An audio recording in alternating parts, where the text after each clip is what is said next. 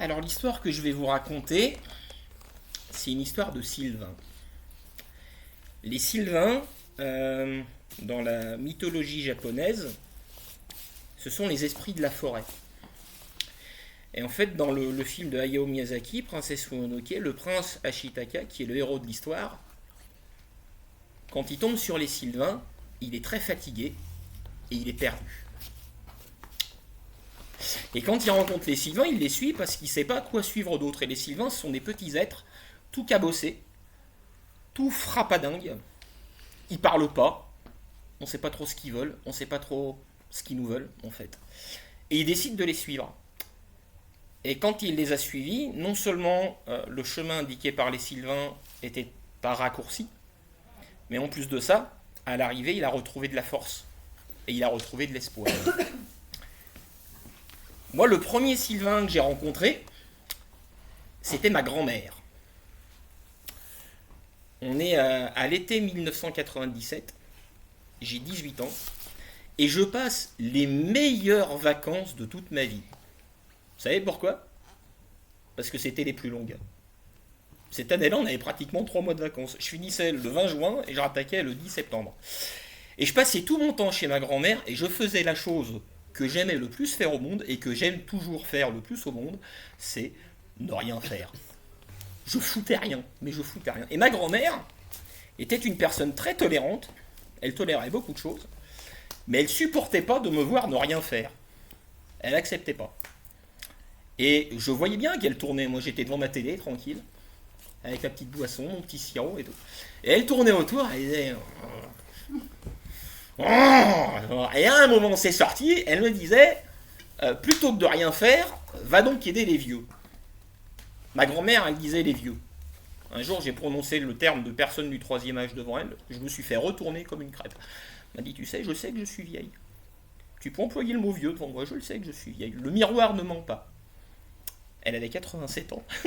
Elle ajoutait avec l'œil qui frise un petit air malicieux qui la caractérisait. Elle disait, tout ce que je te souhaite, c'est d'arriver un jour à mon âge. Donc dans ma famille, on dit les vieux. Et donc, moi, j'avais pas envie. Parce que pour moi, les vieux, j'avais 18 ans, j'en avais jamais vraiment vu. Pour moi, c'était des gens qui se bavaient de partout, qui tremblotaient, qui bégayaient. J'avais pas envie d'en voir, quoi. Et elle insiste. Elle me tend un paplard. Elle dit, regarde, il y a une association, va voir. Avec ma mère qui en rajoutait derrière, tu as vexé ta grand-mère, c'est qu'il va pas. J'avais pas envie d'y aller. J'avais 18 ans, j'ai autre chose à faire. Regarder la télé, par exemple. C'était magnifique. Il y avait les Jeux Olympiques et tout, les championnats du monde d'athlétisme, enfin il y avait tout, quoi. J'avais tout pour être heureux. Et donc, bon gré et mal gré, j'appelle, je prends rendez-vous et je me retrouve dans un bureau. Bonjour madame, je voudrais aider les vieux, enfin des personnes âgées, enfin des personnes du troisième âge, enfin pardon, je sais pas comment on les appelle. Elle me dit, bah vous tombez très bien, j'ai de la place, j'ai besoin de monde pour un séjour de vacances, est-ce que ça vous dirait de participer à un séjour de vacances ? Et là je lui dis, banco, vacances, mer, montagne, plage. À l'époque, j'habitais Grézieux-la-Varenne, au pied des monts du Lyonnais. Le lieu du séjour de vacances se situait à Grézieux-la-Varenne. À 800 mètres de chez moi. J'étais dégoûté, au bout de ma vie.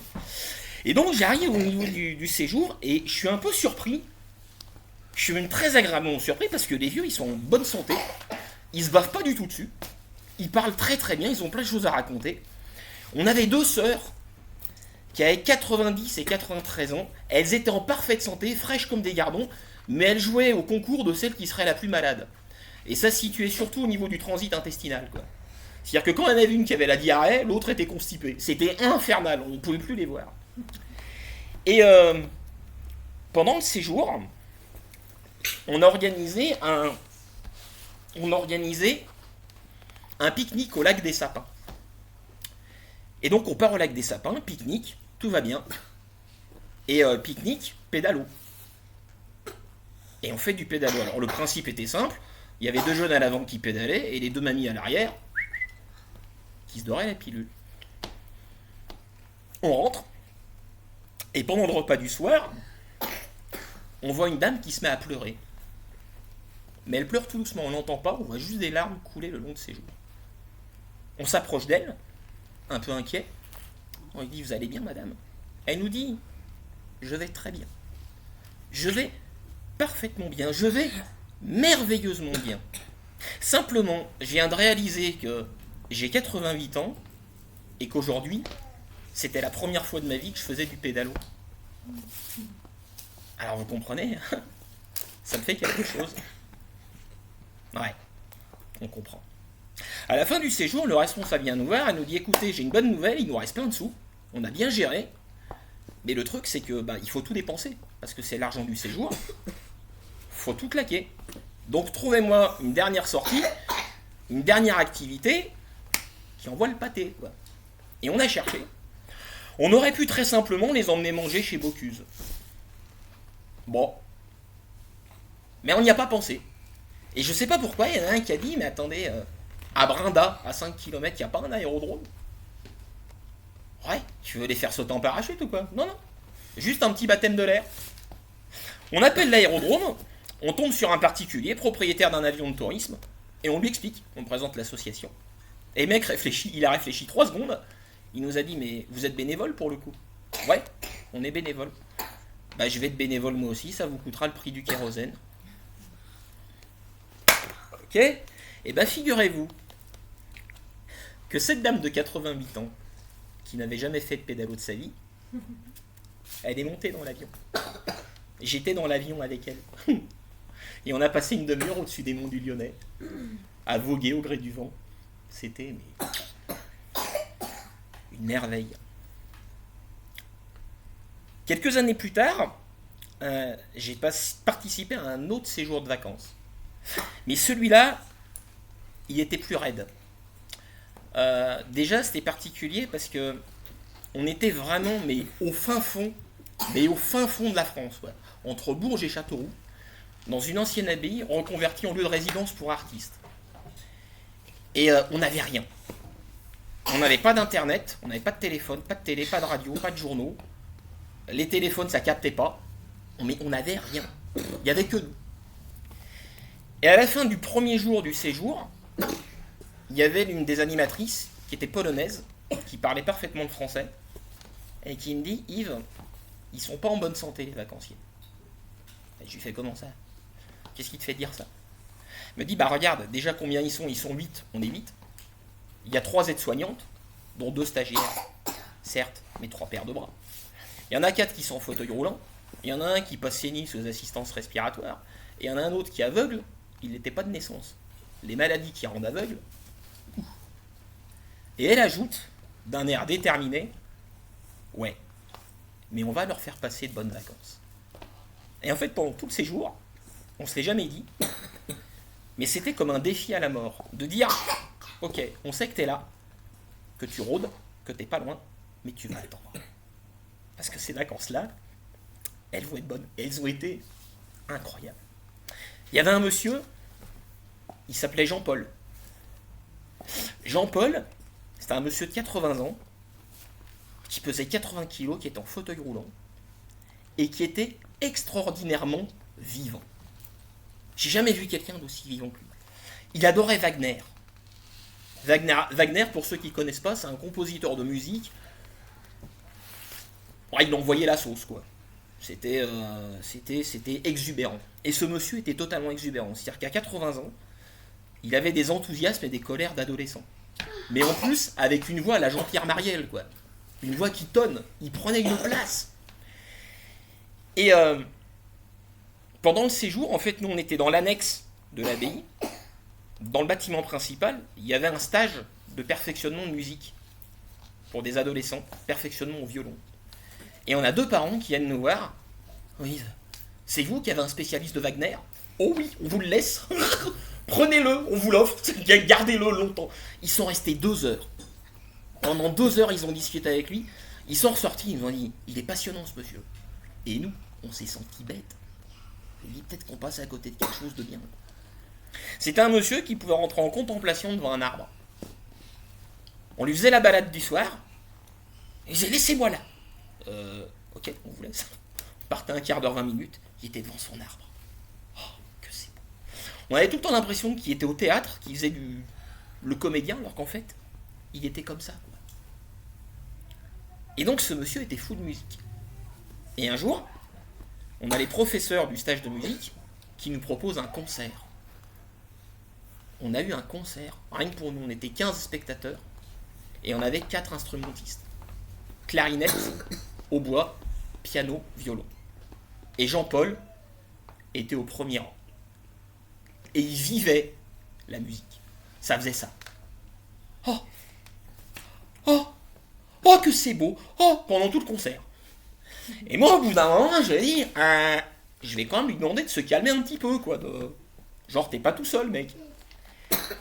Et au moment où je m'apprête à me lever pour lui demander de baisser d'un ton, je m'aperçois que les 4 musiciens jouent en le regardant, lui. Et là, je me dis, oups là il se passe un truc. Personne se plaint, laisse faire. Et en fait, c'est l'un des musiciens qui m'a expliqué. Il m'a dit, mais nous, on avait un chef d'orchestre en face de nous. Parce qu'un chef d'orchestre, c'est quoi? C'est quelqu'un qui met sa sensibilité en écho avec la musique et qui réagit. Mais il le fait exprès. Lui, il le faisait pas exprès. Et donc, les musiciens, en jouant, ils le regardaient lui et ils ajustaient leur interprétation en fonction des réactions de Jean-Paul. Ils avaient un diapason humain en face d'eux. Donc, ils étaient ravis, quoi. Ils jouaient pour lui. Et Jean-Paul, il nous a fait une sortie princière. Il se faisait raccompagner dans sa chambre par une bénévole. Et il était là, il disait, oh, les enfants, si vous saviez, la musique, c'est quelque chose qui vous rapproche de Dieu. Et il est parti comme ça, superbe, tout léger. Il y avait un autre monsieur qui avait un caractère de cochon. Très exubérant lui aussi, mais caractère de cochon. Et il se trouve que Jean-Paul était catholique et le monsieur en question était musulman, il s'appelait Mohamed. Et j'ai assisté à un rapprochement diplomatique grâce à la religion. J'avais jamais vu ça de ma vie. C'est-à-dire que l'association était religieuse.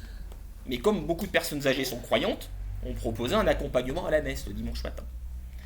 Et le samedi midi, Jean-Paul, qui ne doute de rien, s'adresse à Mohamed et lui dit, Mohamed, vous devriez venir demain à la messe, vous verrez, c'est beau.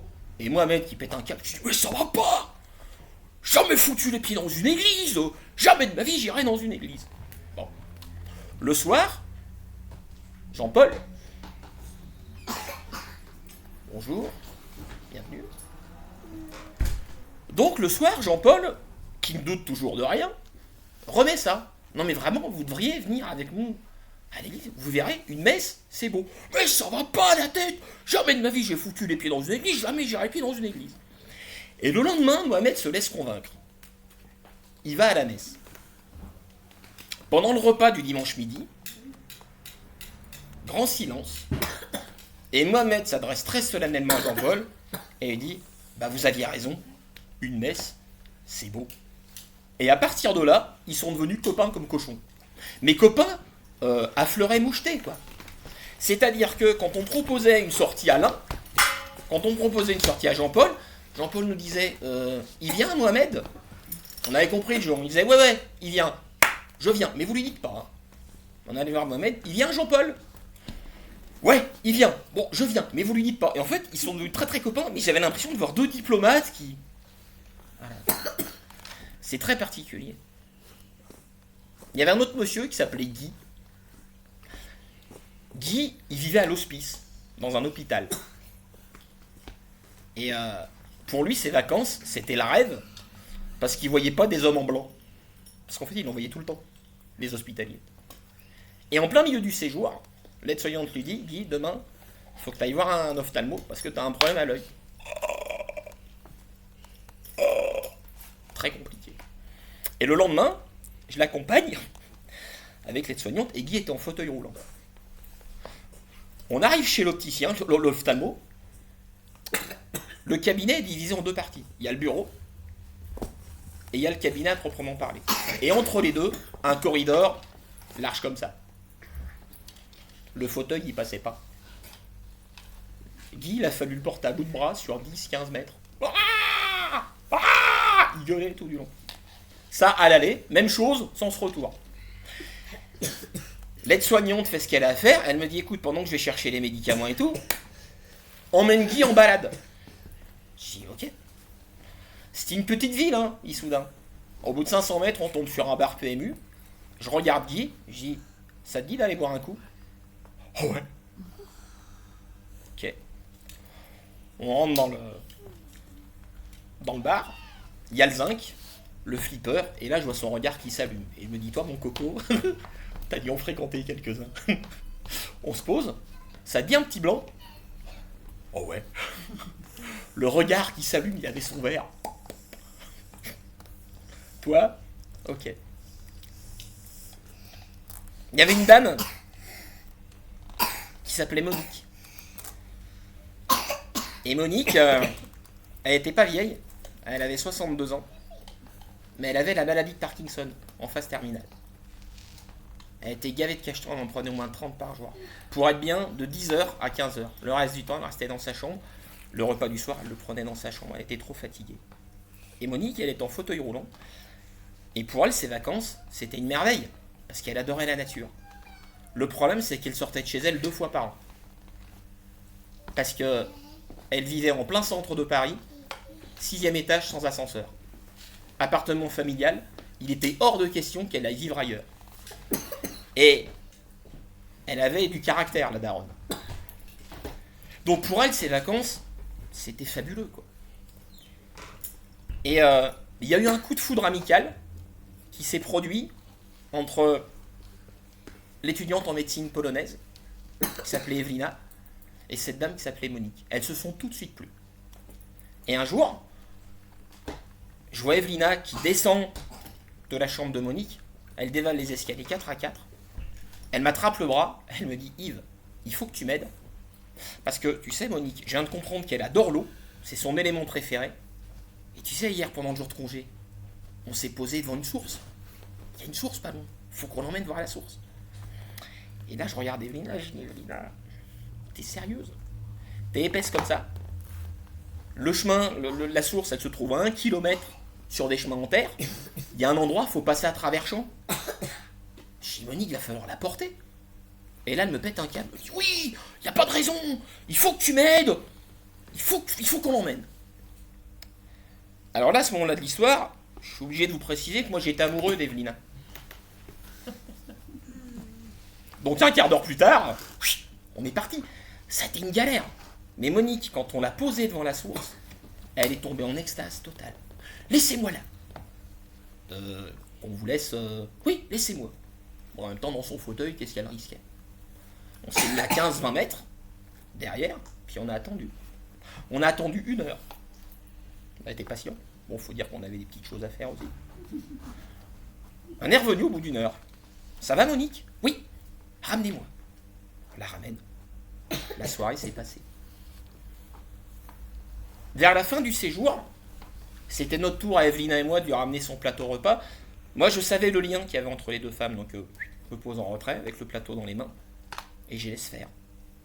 Et je vois Monique qui agrippe l'épaule d'Evelina, qui lui dit quelque chose à l'oreille, et Evelina fond en larmes et fait oui de la tête. Je fais, attends, il se passe quoi là? On sort de la chambre, je m'adresse à Evelina et je dis, mais elle t'a dit quoi, Monique? En fait, Monique avait fait promettre à Evelina, en sa qualité de futur médecin, de contribuer à faire quelque chose pour lutter contre la maladie de Parkinson, qu'elle appelait une saloperie. Evelina avait dit oui. À la fin du séjour, chaque animateur a ramené une personne jusqu'à chez elle. Évidemment, Evelina voulait ramener Monique, mais Monique, les 6 étages sans ascenseur, fallait se les fader. Donc c'est moi qui m'y suis collé. Le retour a été brutal. Les klaxons, la circulation, et puis 6 étages. Même aider du chauffeur, c'est compliqué. Mais quand je rentre dans l'appartement, j'adore l'endroit. C'est un bazar. Il y en a de partout. Mais c'est un bazar joli. Dans son roman Terre des Hommes, Antoine de Saint-Exupéry décrit une maison où rien n'est rangé, où le ménage n'est jamais fait, mais où tout semble trouver sa place, selon un ordre naturel des choses, même la poussière. L'appartement de Monique, c'est ça. Il y a des piles de bouquins de partout. Des bouquins de déco, de voyage, de cuisine. Il y en a de partout. Il y a des théières en fonte, en porcelaine. Il y a des tableaux accrochés au mur, d'autres qui sont posés à même le sol. J'adore le lieu. Et bon, l'idée, c'est de pas partir comme un voleur, donc on me pose. Et on discute. Moi, à l'époque, je suis apprenti comédien. Je sais parler que de théâtre. Et le truc, c'est que Monique, elle est hyper cultivée. Donc chaque fois que je lui parle d'un personnage ou d'une pièce, clac, elle rebondit. Pendant 1 heure, je vous jure, on a volé. 6 mois plus tard, je reçois un coup de fil m'annonçant le décès de Monique. La personne au téléphone est arrivée à me dire que c'était normal. Ouais. L'été suivant, je reçois un message d'Evelina qui nous invite au restaurant. Elle me dit, je suis de passage à Paris, est-ce que ça vous dit de revenir? On est tous venus, hein, en mode ancien combattant, se raconter des histoires de séjour et tout. Moi, évidemment, je m'étais arrangé pour me retrouver en face d'Evelina, hein, j'étais dans mon rôle. Et en plein milieu du repas, elle pose ses mains sur les miennes, elle me dit, tu sais la promesse que j'ai faite à Monique? Tu te souviens? Je lui ai fait, ouais, ouais, je me souviens. Pourquoi? Eh ben, je l'ai tenue. Oh. En fait, les dernières années de médecine, il y a quasiment plus de cours, c'est que des stages. Et Evelina s'est arrangée pour faire un stage dans un laboratoire de recherche qui faisait des recherches sur la maladie de Parkinson. Elle avait contribué à faire quelque chose pour lutter contre cette saloperie. Elle avait tenu sa promesse. On a pleuré tous les deux. Quelques années plus tard, j'ai participé à un séjour de vacances pour Sylvain. C'est la première fois de ma vie où j'ai oublié mon anniversaire. En plein milieu du repas, j'aidais un Sylvain à manger, et d'un coup j'entends « Joyeux anniversaire !» Et je regarde autour de moi, je fais « Mais c'est l'anniversaire de qui? C'était le mien. » Et là, je vois arriver, c'était en Alsace, hein, le lieu du séjour, je vois arriver une cigogne, en peluche, magnifique, qui trône toujours chez moi d'ailleurs. Ça fait 20 ans que je l'ai. Il y avait un monsieur qui était tétraplégique. Gros caractère. C'est un malade mental ce mec, mais un fou. Un carafon, mais incroyable. Il était tétraplégique suite à un accident de voiture. Il avait perdu l'usage de ses jambes et il avait perdu l'usage de ses bras suite à une méprise d'un chirurgien qui devait être bourré quand il a fait l'opération, qui lui a coupé les nerfs des bras. Il n'avait plus que les pouces. Et vous savez, dans Intouchable, le fauteuil qui fait du 16 km/h, bah lui, il l'avait. Il pesait 160 kg, mais il se déplaçait à 16 à l'heure. Il allait plus vite que nous. Gros caractère. Hein. C'est-à-dire que quand on lui disait quelque chose qui ne lui plaisait pas, il nous bloquait dans un coin de la tour et il nous ruinait les tibias à coups de cale-pied, quoi. Gros carafon. Un jour, je vais le chercher dans sa chambre. Je dis, Pascal, on va manger, tu viens? Il me dit, ouais, ok. Et il y avait un ascenseur, il était à l'étage. Je le pose devant l'ascenseur et je descends. Et au bout de 5 minutes, il est toujours pas là. J'ai là, je dis, mais tu fais quoi, Pascal? Il fait, et comment j'appuie sur le bouton, connard? J'avais complètement oublié qu'il pouvait pas appuyer sur le bouton. Tellement il était débrouillard. Il fumait sa clope, il était autonome en cigarette. Il avait un système, il avait une barre en bois qu'on lui glissait entre le pouce et l'index. Et il y avait une encoche où il glissait la clope. Et il pouvait. Et ce mec-là, gros caractère, mais gros cœur aussi. Il est tombé amoureux d'une Sylvaine qui était en fauteuil manuel. On a fini le séjour en boîte de nuit. Il a fait danser sa copine. Tétraplégique, je vous jure qu'il a fait danser sa copine. Parce qu'en fait, les roues des fauteuils électriques, elles sont toutes petites. Donc elles s'encastrent dans les roues des fauteuils manuels. Il s'approchait d'elle, il a mis son fauteuil en vitesse minimale, à 2 à l'heure, et elle dit, vas-y, accroche-toi. Elle s'est accrochée. Ils sont partis. Ils ont besoin de personne. Et nous, on a regardé, on était en chômage technique, mais très heureux de l'être, pour le coup. Moi, pour la sortie en boîte, comme partenaire, j'avais Monique. Monique, elle avait 60 ans, elle pesait 26,5 kg, poids de forme. Elle avait une maladie des os, en fait, qui la désarticulait complètement. Elle était sur son fauteuil, elle avait le visage plaqué contre une plaque en plexi. Elle était comme ça, les jambes de travers. Et cette dame-là, elle peignait avec la bouche, elle écrivait des poèmes qu'elle dictait, et elle dansait. Faut dire que moi, j'étais un peu spécialiste de la danse sur fauteuil. J'ai des figures. Hein. J'ai le kangourou, en ligne droite. J'ai les soreuses, c'est sur place. J'ai la conduite dangereuse. J'ai le moonwalk. J'ai le stop and go. Et puis après, sur une même ligne droite, je peux faire des combos, quoi. Et donc, Monique, en boîte de nuit, bah déjà, elle a bu ma conso. Elle a bu la sienne. Elle a bu 2 Malibu. Elle était torchée. 26,5 kg, 2 Malibu, quoi. T'es raide mort. Mais ça se voyait pas, elle pouvait pas bouger. Et on fait une première danse, une deuxième danse, une troisième danse. Au bout de la 4e, je commence à fatiguer un peu, et là d'un coup j'entends « Vas-y gamin, fais-moi danser !» Wow. Voilà. Elle nous a mené le bal jusqu'à 4h du matin. Jusqu'à 4h du matin. Le dernier soir, on l'a passé avec des pompiers. On a fait la fête avec des pompiers. Parce qu'en fait, la dame qui gérait le lieu de résidence, elle est en couple avec un pompier. On a tellement fait la fête que même les pompiers, on leur a fait peur. Je vous jure qu'on leur a fait peur. C'est-à-dire que Pascal, en fait, toutes les 3 heures, il fallait le tourner pour lui éviter les escarres. Et en fait, la dernière nuit, on était tous autour de lui.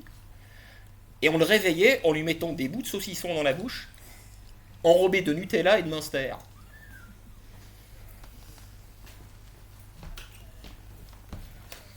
Il a moyennement apprécié. Et il nous l'a fait savoir, mais c'était drôle. C'était drôle. Mais on leur a fait peur aux pompiers. C'est-à-dire qu'on était tellement perchés qu'ils nous regardaient, genre, mais d'où vous sortez, quoi. Et nous, on faisait la fête parce qu'on savait que le lendemain, on serait sur un quai de gare en train de pleurer. Parce qu'on avait passé 3 semaines ensemble, et c'était 3 semaines balèzes, quoi.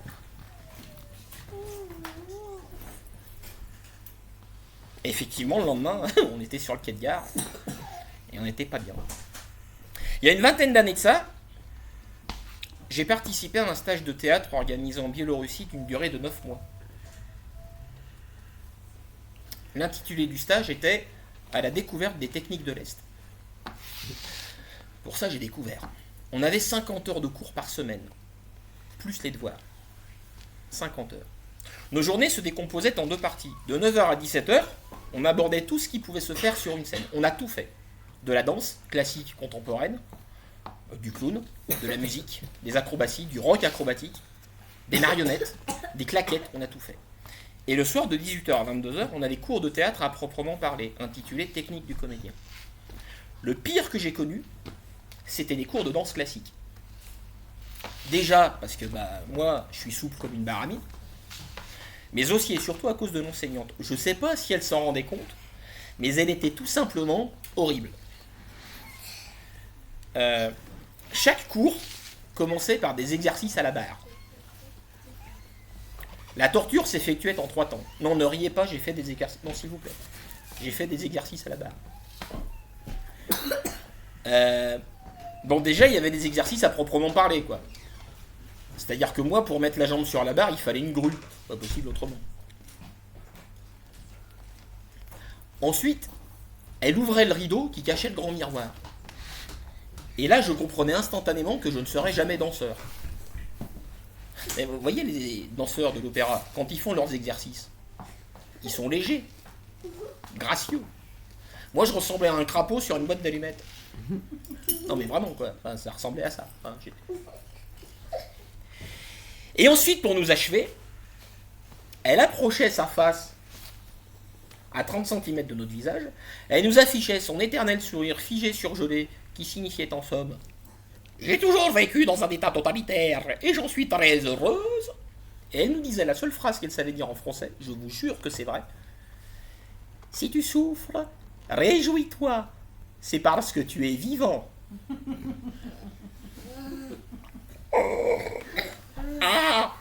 Ah, c'était ça qu'on lui répondait. Et à la fin de la phrase, moi je cherchais une chose, la sortie.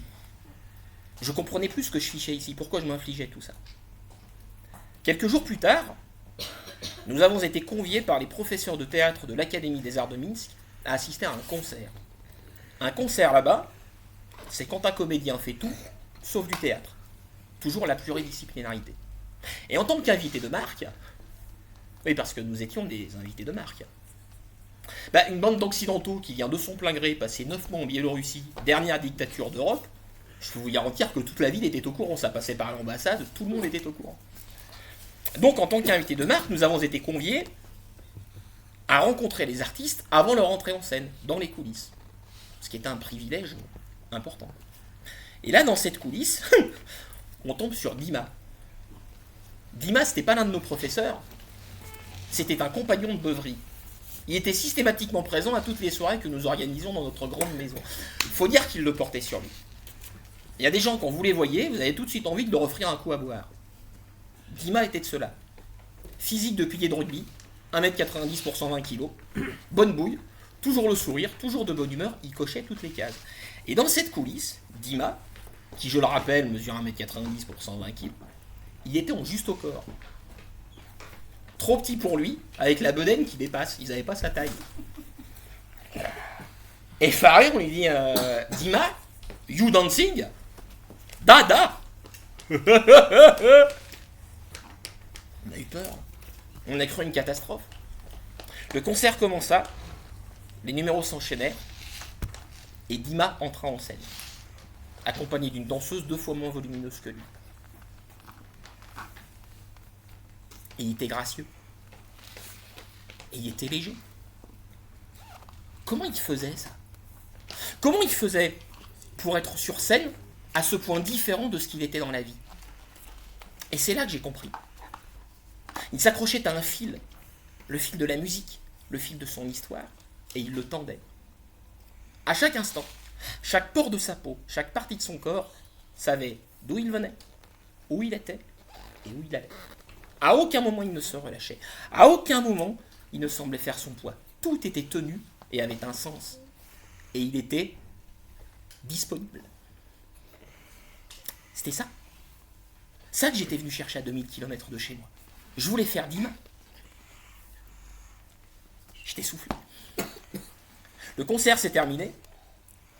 Nous sommes rentrés chez nous. Et à 11h30 du soir, je faisais des exercices à la barre. Notre professeur de technique du comédien était un monstre. Katia Orodnikova, elle s'appelait. 1m50, 40 kg tout mouillé, blonde platine, coupe au carré, les yeux bleus clairs, le feu sous la glace. Elle dirigeait ses comédiens comme un général d'armée, à la baguette. Gentil dans la vie, mais d'une exigence folle, une russe, quoi. Et quand elle nous disait « C'est bien, vous avez bien travaillé », on pleurait de joie, parce qu'elle était au maximum, on ne pouvait pas entendre mieux. Cette phrase-là, en 9 mois de stage, je ne l'ai jamais entendue. Pas une fois. J'ai fini le stage comme j'ai pu. Je m'en suis remis comme j'ai pu. Et j'ai repris ma vie d'avant. 1 an plus tard, je participe à un séjour de vacances pour personnes âgées. Et parmi les vacancières, il y a une dame qui me fascine beaucoup. D'une part, parce qu'à 99 ans et 9 mois, elle a quelque chose qui force le respect. C'est pas de la méchanceté, c'est pas du mépris, mais elle a gardé quelque chose qui interdit toute familiarité. Et d'autre part, c'est une ancienne artiste de cirque. Elle a quitté son Allemagne natale à l'âge de 10 ans pour intégrer un cirque, au sein duquel elle a développé un numéro de danseuse contorsionniste. Et avec ça, elle a fait plusieurs fois le tour du monde. Pour moi, qui suis apprenti comédien, le cirque, ça incarne la valeur travail. Donc je suis impressionné. Et il se trouve qu'à cette époque, je développe mes capacités de jongleur. J'ai appris à jongler à Minsk, et je développe ça à mon rythme. Et à l'occasion du séjour, je ramène mon matériel, et pendant un moment de libre, je me trouve un coin tranquille, et je m'y colle. Ce que je ne sais pas, c'est que cette dame me regarde travailler. Depuis une véranda, pour être en hauteur, à l'abri de la pluie. Au bout de 3/4 d'heure, 1 heure, j'ai progressé comme je le voulais. Je remballe mes affaires et je rentre. Et en rentrant, je la croise. Elle. Je lui fais un léger signe de la tête pour lui signifier que je n'ai pas besoin de plus. Et je continue mon chemin. Quand j'arrive à sa hauteur, elle pose une main sur mon avant-bras. Je la regarde. Elle me regarde et elle me dit, c'est bien, vous avez bien travaillé.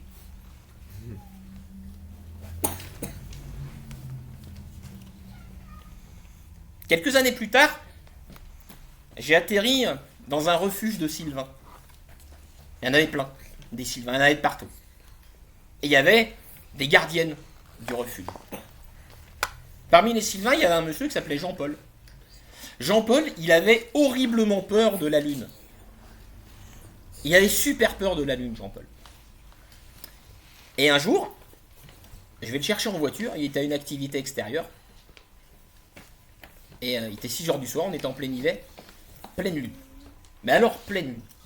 Il monte dans la voiture, le trajet dure 10 minutes, il sort de la voiture, il regarde la lune, il me fait Yves, la lune, elle nous a suivis. Il avait tellement peur de la lune, il croyait que la lune le suivait. Et ce monsieur, tous les ans, au mois de mars, il était malade. Et tous les ans, au mois de mars, on l'emmenait voir le médecin, et le médecin nous disait, mais il va parfaitement bien, ce monsieur. Tout est en ordre, il est en parfaite santé. Et un jour, l'une des gardiennes du refuge s'est rendue compte que la maman de Jean-Paul était morte un mois de mars. Jean-Paul, il connaissait pas les dates.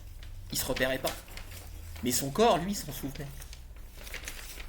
Et tous les ans au mois de mars, on le mettait en arrêt de travail et il passait ses journées dans sa chambre, porte ouverte, à faire des coloriages.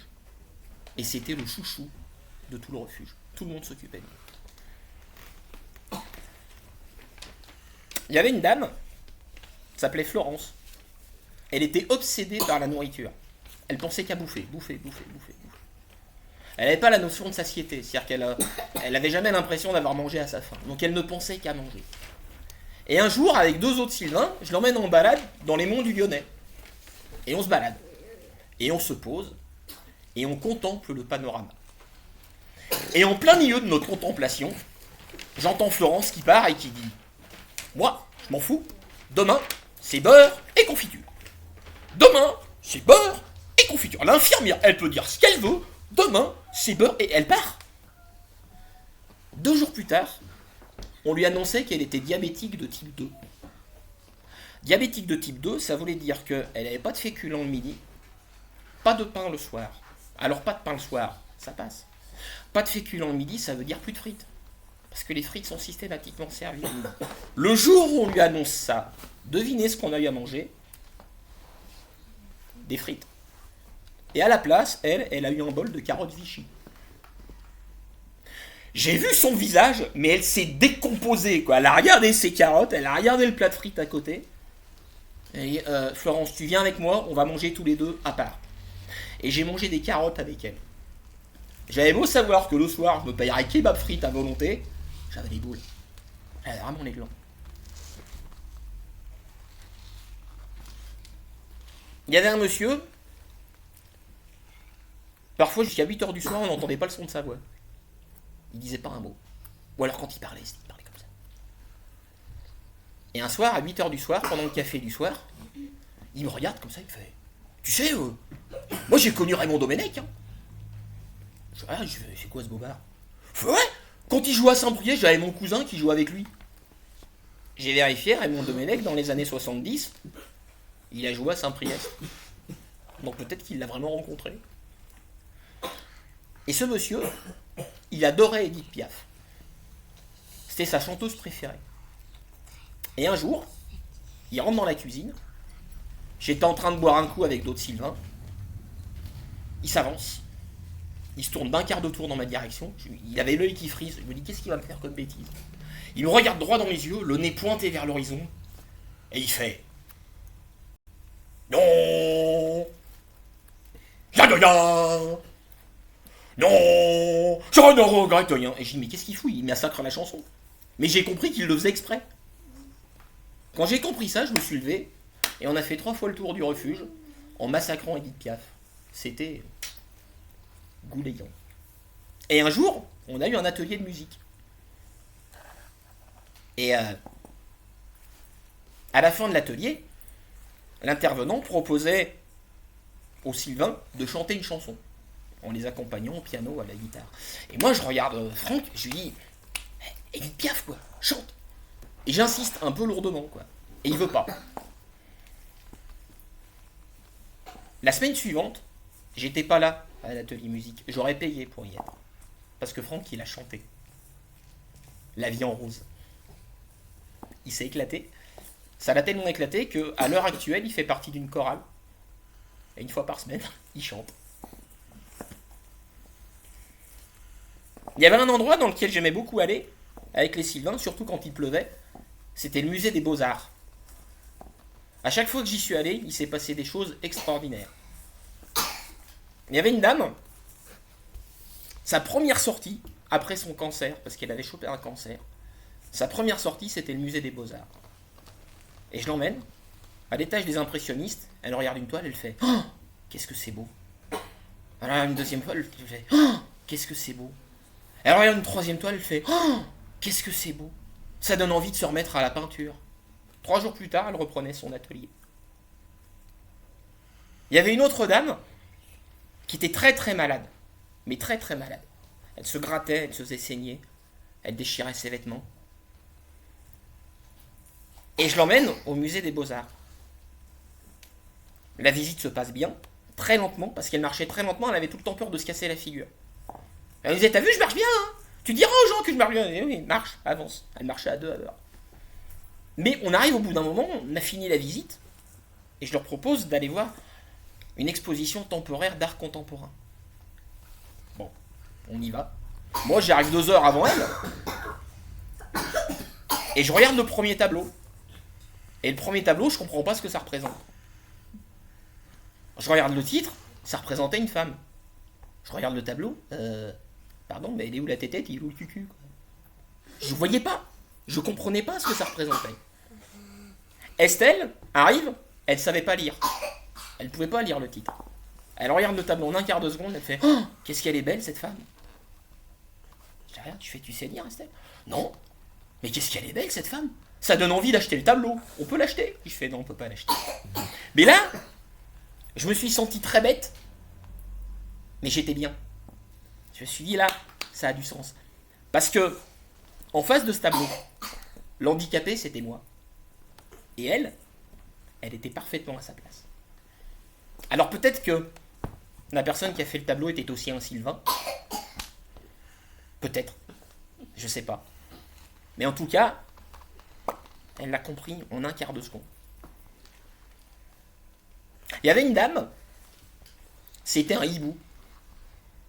Je vous jure qu'elle ressemblait à un hibou. Elle était un peu boulotte, elle se tenait un peu comme ça. Elle avait des cheveux noirs, mais noirs charbon, avec une mèche blanche qui tombait en plein milieu. Des yeux ronds, des lunettes à écailles hyper larges, hyper épaisses. On aurait dit un hibou. Et un jour, on avait on a diffusé un film auquel avaient participé d'autres Sylvains. C'était un atelier cinéma. Et comme l'atelier était financé par la ville de Saint-Genis-Laval, on a eu quelques huiles de Saint-Genis-Laval qui sont venues nous rendre visite, dont l'adjointe au maire à la culture. Et l'adjointe au maire à la culture fait un truc vachement bien. Elle passe de rang en rang pour se présenter à ses administrés. Premier rang, bonjour, je suis l'adjointe au maire à la culture, je suis responsable de la programmation du centre culturel La Mouche, patati patalaire. Deuxième rang, bonjour, je suis l'adjointe au maire à la culture. Elle arrive au 6e rang, moi j'étais avec Véronique, le hibou. Bonjour, je suis l'adjointe au maire à la culture. Elle me désigne, la Véronique fait « C'est un grand singe, lui, c'est un grand singe !» Et l'adjointe au maire à la culture s'arrête net, elle me regarde. Et je sens dans son regard une franche hésitation, qui signifiait, mais qu'est-ce que je fais? Je m'arrête, je continue. Est-ce que ce que je suis en train de faire a véritablement du sens? Est-ce que je sentais des grosses questions existentielles? Et je la regarde, je lui fais, c'est bien, continuez, c'est bien. Oui, donc je suis adjoint à la culture. Et j'avais envie de lui dire, mais bienvenue au refuge. C'est comme ça tous les jours. C'est-à-dire que tous les jours, on se demande si ce qu'on fait a du sens. Il y avait un monsieur qui était jeune, il avait 20 ans. Il n'arrêtait pas de raconter des bobards, d'exagérer, de tout exagérer. Et moi, je ne savais pas s'il fallait lui dire que je ne le croyais pas ou s'il fallait l'ignorer. Parce que des fois, les gens qui racontent des histoires, c'est qu'ils ont besoin de les raconter. Et si on leur dit qu'on ne les croit pas, ça peut générer de la violence. Donc en fait, je faisais semblant de ne pas l'entendre. Et un jour, je l'emmène en balade à Iseron. Et en redescendant d'Iseron, sur la route qui menait à Vaugneray, je lui précise, je lui dis, tu vois, cette route-là, elle a été empruntée par le Tour de France. Il y a le Tour de France qui est passé par là. Et lui, tout de suite, il me dit, ah, moi j'ai fait le Tour de France. Hein. Et là, moi, en tant qu'amateur de sport de canapé, j'ai pas supporté. J'ai dit, non, c'est pas possible. T'as pas pu faire le Tour de France. C'est pas possible. C'est pas possible. Et sur le Tour de France, c'est des professionnels et tout, ils sont secs comme des coups de trique. T'as pas pu faire le Tour de France. Et là, je le sens un peu triste. Et je le regarde, je lui dis, tu sais, t'as pas besoin de me raconter des histoires pour que je te trouve intéressant. Je dis, moi, ta réalité, ça me va. Et là, il me regarde avec un grand sourire. Et à partir de là, il ne m'a plus jamais raconté l'histoire. Quelques jours plus tard, il faisait un truc de jeune homme. Je sais pas si vous vous souvenez, dans quel état vous étiez la première fois que vous avez reçu des gens à manger chez vous. Ça met la pression. Hein. Quand on est jeune, premier appart, qu'on invite des gens à manger, ça fait bizarre. Hein. Et bien lui, il l'a fait. Il a invité une responsable de la Croix-Rouge parce qu'il voulait être secouriste. Et j'arrive le matin où il prépare le repas et il est en panique. Parce qu'il pense à tout. Il est inquiet de tout. Mais c'est des vraies bonnes questions qui se posent. Donc moi, j'essaie de le tranquilliser. Il dit, t'inquiète pas, tes pâtes à la carbonara, elles sont bonnes. Il fait, tu peux me faire le café, s'il te plaît? Je dis, ok, tu le veux pas trop fort? Tu le veux comment? Pas trop fort? Je dis, ok, je te prépare le café. Tranquille. Il y a ces invités qui arrivent, ils étaient deux. Il me dit, tu viens manger avec nous? Je dis, non. Non, je ne vais pas manger avec vous. Moi, c'est pas mes invités, je les connais pas. Je dis, s'il te plaît, viens manger avec nous. Il dit, t'inquiète pas, tu vas trouver de quoi dire. Vas-y. Et le repas s'est bien passé. Le lendemain, Fabrice, il partait faire le marché des quais du Rhône. Il lui restait 4 € pour finir son week-end. Il voulait aller au cinéma, il ne pouvait pas, il était dégoûté. Et il s'est souvenu que 3 jours auparavant, j'avais une discussion avec une gardienne du refuge où je lui expliquais mes difficultés à reprendre le théâtre. Je galérais sur du Molière. Il s'est souvenu de cette discussion. Il a capté la discussion entre deux portes. Il s'en est souvenu. Et sur ces 4 €, il a pris 1,50 € pour m'offrir le médecin malgré lui, qu'il a chopé chez un bouquiniste. Et il est revenu, j'étais en train de prendre le café avec d'autres Sylvains. Il pose le bouquin, il me dit, tiens, toi qui fais du théâtre, tu me diras de quoi ça parle. Et il se barre. Il attend pas que je lui dise merci. Il part. Et moi je reste avec le bouquin, je fais merci. Et le tremplin, c'était ça. C'était des attentions, tout le temps, du gratuit. Que des attentions gratuites. J'ai jamais retrouvé ça ailleurs.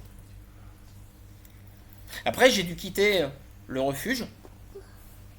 Ça m'a beaucoup manqué. Mais je me console en participant à des séjours de vacances. Et j'en ai trouvé un qui est assez chouette. Il y a un jeune homme de 11 ans. Il a 11 ans, mais il est aussi grand qu'un enfant de 5 ans. Il a une maladie de la croissance. Il adore Brassens. On a fait un spectacle autour des copains d'abord. Et en fait, quand il est angoissé, il pose plein de questions. Et on a trouvé la solution pour qu'il arrête de poser des questions.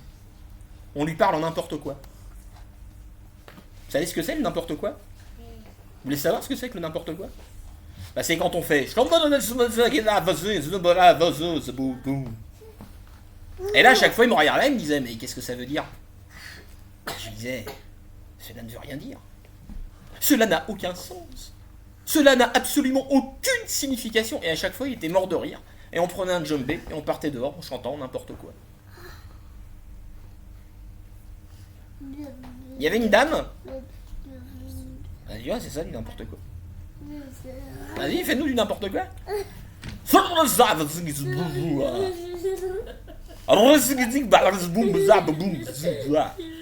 Et après, tu prends un jobber et tu fais Sambarabumba, Sungelo, et là, t'inventes une langue. Il y avait une dame qui s'appelait Gwen. Gwen, elle a 47 ans, mais elle se comporte comme un nourrisson de 4 mois.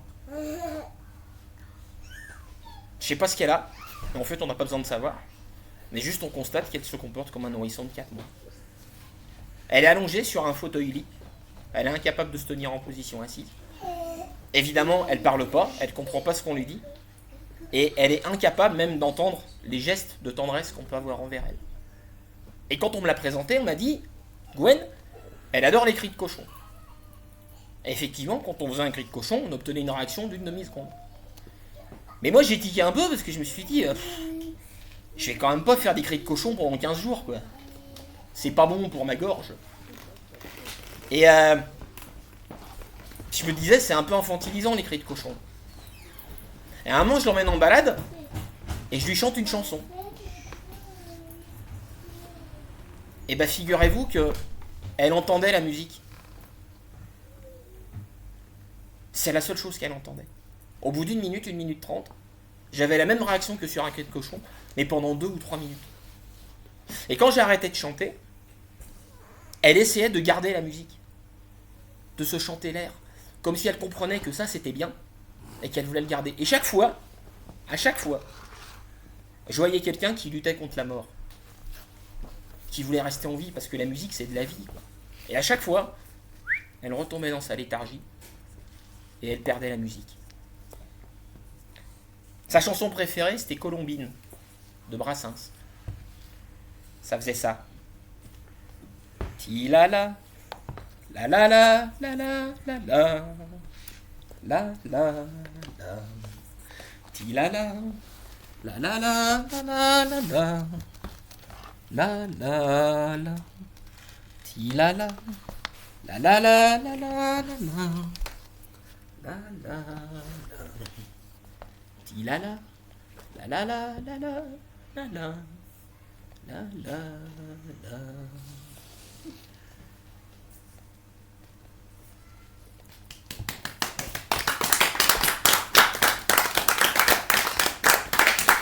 Merci.